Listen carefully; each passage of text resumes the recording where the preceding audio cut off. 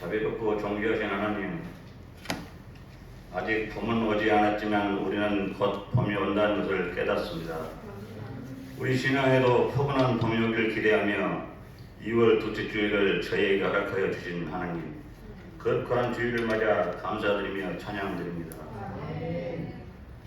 시간은 뉴스처럼 흘러가며 아이들은 점점 자라는데 우리의 신앙은 아직도 어린아이와 같습니다. 지금 이 시간 하나님의 귀한 은혜와 말씀이 우리 늘 푸른 교회 성도들 한 사람 한 사람당 잊지 마시고 충만하고 귀한 은혜가 되길 소망하면서 이 모든 말씀을 예수님 받들어 기도드렸습니다.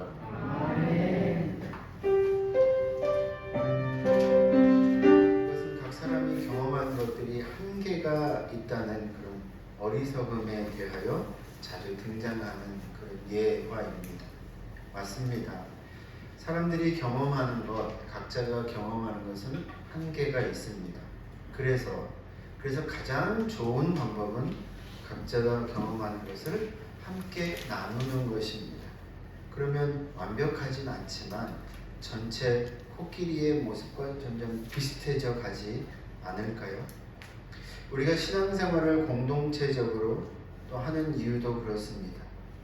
개인이 하는 하나님으로는 우리의 지적인 한계, 또 시야적인 한계, 또 영적인 한계가 있습니다. 문제는 각자가 경험한 그 경험이 너무나도 확실하다 보니 또 내 마음을 내가 경험하고 느꼈다 보니 고집을 부리기 시작합니다. 특히 종교적인 확신은 더 센 고집으로 나타납니다. 그러나 그 고집보다 서로 협력하고 또 사랑을 나눌 때에 점점 하나님이 만드신 하나님의 나라에 비슷해져 가는 그런 모습이 만들어질 것을 우리는 기대합니다. 그 마음으로 우리가 이 시간 말씀 안으로 함께 들어가 보면 좋겠습니다. 오늘 본문 가운데 우리가 확인해야 될 동사 2개, 부사 1개가 있습니다. 이 단어들이 우리가 신앙의 여정 속에서 밟아야 할 중요한 과정인 것 같아 함께 말씀을 나누고 싶습니다. 첫 번째 본문 12절과 14절입니다. 같이 한번 다시 받겠습니다. 시작. 내가 이미 얻었다 함도 아니요 온전히 이루었다 함도 아니라 오직 내가 그리스도 예수께 잡힌 바 된 그것을 잡으려고 달려가노라. 자, 14절 말씀 또 볼까요? 시작.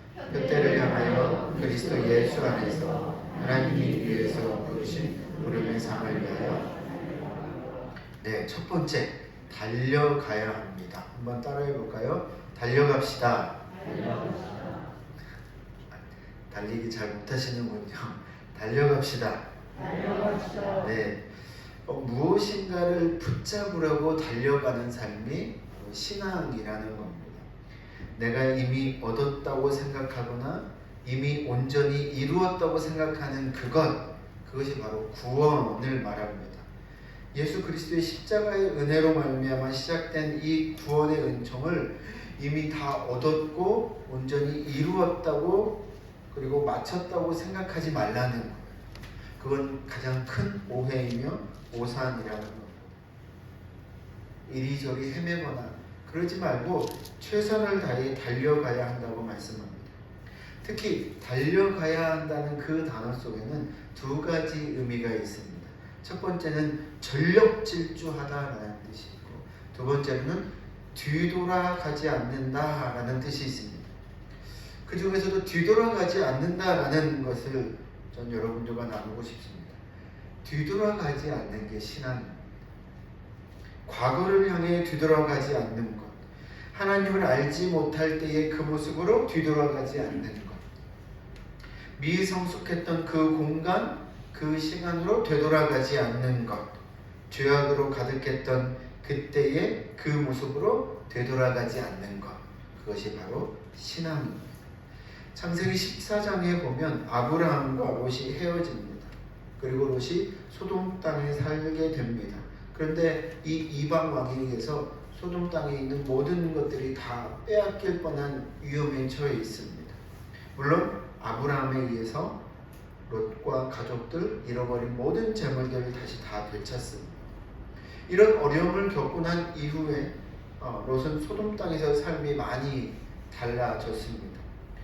롯의 소돔 땅에서의 삶은 시간이 지날수록 재물적인 면에서 승승장구하는 그런 삶. 예수 그리스도의 부르심에 달려가지 못하고 뒤돌아간 그 청년의 모습이 마태복음 19장에 나옵니다.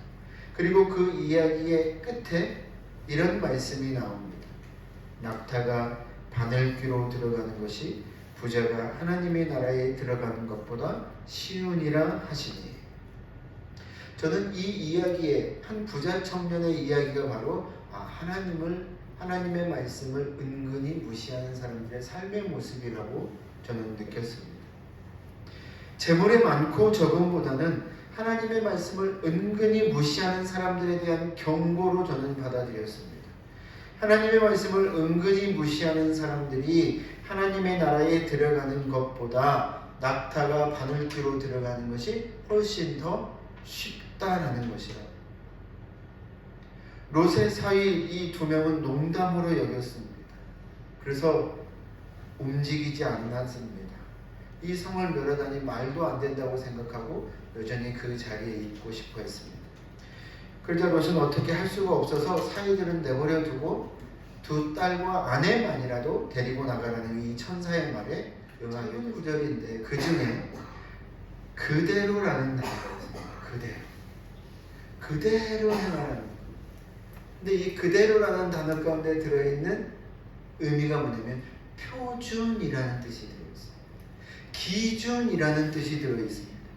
우리는 세상에 살면서 표준으로서 기준으로서 삶을 살아가는 사람들이라는 거예요. 근데 그게 어디 쉽습니까?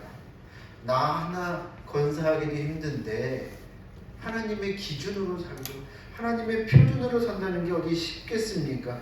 그렇지만 포기할 수 없다는 거예요. 내가 안 된다고 해서 포기하는 사람과 안 될지언정 끝까지 한번 전력 질주하는 사람의 삶은 다를 수밖에 없습니다. 하나님께서 우리를 부르신 이유가 바로 기준이 되는 삶을 살라는 것, 표준이 되는 삶을 살라는 것 가운데 결국 흔들리지 않는 하나님의 말씀 붙잡고 나아가기로 결단하고 다시 세상으로 나아갑니다. 주님, 한 주간 동안 전력 질주하며 달려갈 수 있도록 도와주시옵소서. 뒤돌아서지 않게 도와주시옵소서. 거기의 것을 잊어버리고 하나님의 복음의 삶으로 달려나갈 수 있도록 도와주시옵소서. 하나님의 삶의 기준으로 표준으로 살아갈 수 있도록 은혜를 더하여 주시옵소서. 이제는 예수 그리스도의 은혜와 하나님 아버지의 사랑하심과 성령 하나님의 위로 교통하심과 충만하심이 다시 말씀 붙들고 세상으로 나아가는 우리 모든 성도들과 그들의 직장과 생업과 사랑하는 자녀와 가정 위에, 특별히 졸업한 우리 사랑하는 다음 세대 위에 이제로부터 영원토록 함께 하시기를 간절히 축원하옵나이다.